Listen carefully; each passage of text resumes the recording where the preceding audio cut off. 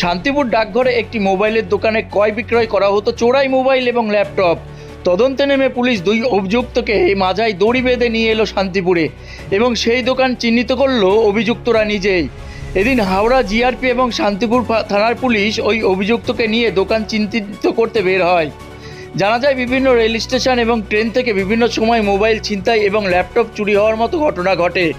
এবার একাধিক চুরির ঘটনার তদন্তে নেমে রেল স্টেশনের সিসিটিভি ফুটেজ দেখে হুগলি জেলার গুপ্তিপাড়া থেকে দুই অভিযুক্তকে গ্রেপ্তার করে জিআরপি।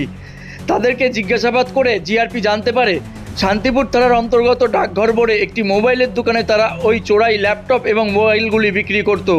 সেই মতো দুই অভিযুক্তকে মাঝাই দড়ি বেঁধে শান্তিপুর থানার পুলিশকে সঙ্গে নিয়ে ডাকঘরে যায় জিআরপি।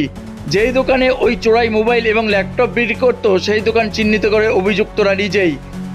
প্রশাসন সূত্রের খবর, এরপরেই ওই দোকানের এক অভিযুক্তকেও আটক করে নিয়ে যায় জিআরপি। স্বাভাবিকভাবেই এই ঘটনায় রীতিমতো চাঞ্চল্য সৃষ্টি করেছে ডাকঘর এলাকায়। এ বিষয়ে ওই ডাকঘর বাজার কমিটির সভাপতি কি বলছেন শুনুন। ছিলেন ঘটনাস্থলে, কি দেখেছেন? ঘটনাস্থলে আমি ছিলাম না, আমি আমার কাজে ব্যস্ত ছিলাম, আমি দোকানে ছিলাম। কিন্তু এখানে পুলিশের গাড়ি এসে দাঁড়ানো দেখে আমি পরে সেটা যখন ওরা দেখছি একটা মানুষকে কোমরে দড়ি বেঁধে ধরে নিয়ে যাচ্ছে, আমি আমার কাস্টমারকে জিজ্ঞাসা করলাম বাইরে কী হয়েছে গো, তখন ও বললো পাশে শুনছি যে এখানে পাশে মোবাইলের যে দোকানটা আছে ওই দোকানটায় একজন পুরো মোবাইল এনে বিক্রি করেছে, সেই মোবাইলটার জন্য পুলিশ এসেছে। আচ্ছা, এবার সেই হিসাবে আমি জানতে পারলাম যে একটা মোবাইল কেস সংক্রান্ত একটা কেসে পুলিশ হয়েছে। যেহেতু আমার সমিতির এই দোকানে বিক্রি করেছিল মোবাইল, এর আমার তথ্য না, এই সমস্ত আমি কিছু জানি না। আমি এইটুকুই খালি আমার কাস্টমারের মুখ থেকে এইটুকুই শুনেছি, এবং যেহেতু ওরা আমাকে ডাকেওনি, কোনো কিছু আগ্রহ দেখায়নি, সেহেতু আমি আমার কাস্টমার ছিল বলে আমি উঠেও যাইনি।